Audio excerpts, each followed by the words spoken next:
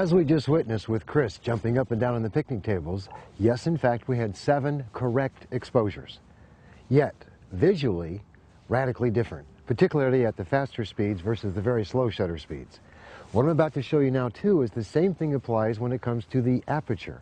My point being is this: we're going to take a picture of this hibiscus against the backdrop of this resort.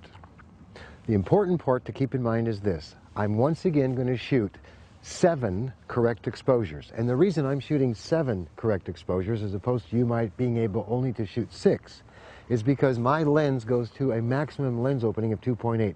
Yours perhaps only goes to f4. But we both will finish up at 22.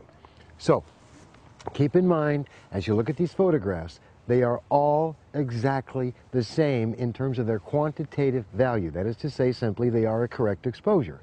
Yet keep your eye on the background, because with every reduction in aperture opening from 4 to 5.6 to 8 to 11, we are actually increasing what is called depth of field. And that's the role that aperture plays when it comes to creative exposure. If you want a great deal of depth of field, you need to be spending your time in the double-digit apertures, such as 22 or 16. If you want minimal, if any, depth of field, you need to be spending your time at the smaller numbers, like 2.8 or 4. And then there are those times when it really doesn't matter, what I affectionately call who cares apertures. Who cares what aperture I use? If you find yourself in that situation, and I'll show you some examples in a moment, you would definitely want to be using the apertures of 8 and 11.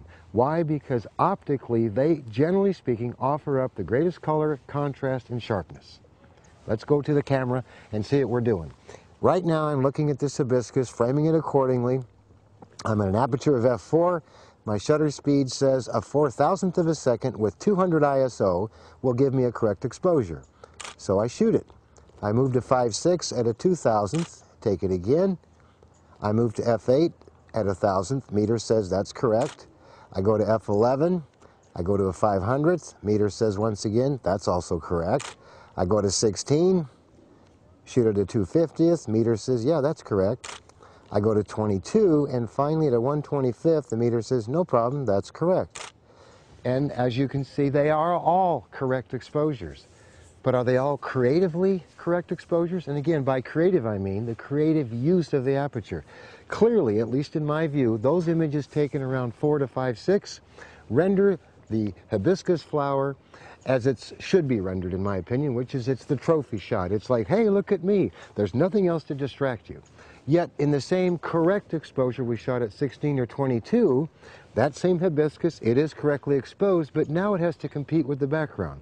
It's kind of like the news camera person, or the news anchor person who's doing a live report, and in the background there's that kid jumping, hey, look at me, look at me.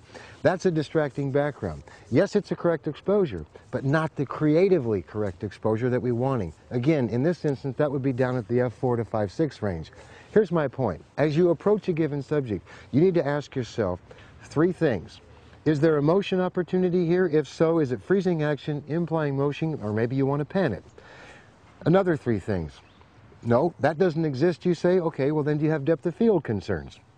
If so, you want to be at the double digits, 22 or 16. No, I don't care. Well, then you can use 8 or 11. Or if you want to isolate, as I've done here with this flower, you need to be at the 4 to 5.6 range. I hope this is finally coming together for you.